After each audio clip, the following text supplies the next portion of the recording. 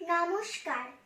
কবি সুকান্ত আচার্যর লেখা কবিতা পতাকার পাঁচটি রং।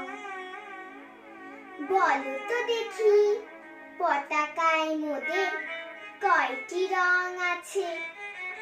শিক্ষক এসে শুধালেন হেসে দ্বিতীয় শ্রেণীর কাছে।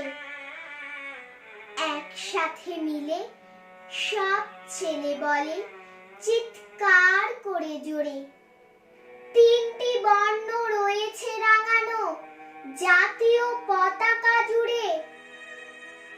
শ্রেণীর পিছনে বেঞ্চের কোণে শিশু ছিল এক বসে, পতাকার মাঝে পাঁচ রং আছে বলল সে মৃদু ভাষে।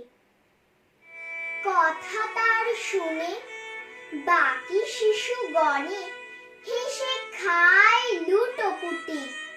শিক্ষক রেগে বলে হেঁকে বোঝাও কি করে পাঁচটি। মাথা নিচু করে ভয়ার্ত স্বরে সরল শিশুটি বলে, ওপরে গেরুয়া মাঝখানে সাদা, সবুজ আছে তার তলে, আর আছে আঁকা গোলাকার চাকা, নীল রং আছে এতে। শিক্ষক বলে এটিকে ধরলে তবুও হচ্ছে চারটে। অবুঝ শিশুটি বলল তখন, রং আছে আর এক। লাল লাল ছোপ দাগ দেখা যায় ওই পতাকার মাঝে। বাবাকে যখন আনলে ওরা কফিনের ঢাকা খুলে, জড়ানো রয়েছে দেহখানা তার পতাকার ফুলে। রক্তের দাগে ছিল লাল ছোপ ওই পতাকার মাঝে। এই নিয়ে মোট হলো পাঁচটি, এবার তো ঠিক আছে।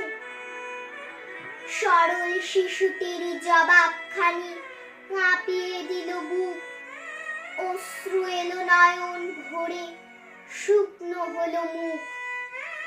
আজও যারা দেশের জন্যে করছে বলিদান, স্বাধীনতার শহীদ সম তাদের অমর প্রাণ। হয়েছে স্বাধীন পেরিয়ে গেছে ৭০টি বছর, দেশ বাঁচাতে যাচ্ছে যে প্রাণ, রাখছে কি তার খবর? নমস্কার।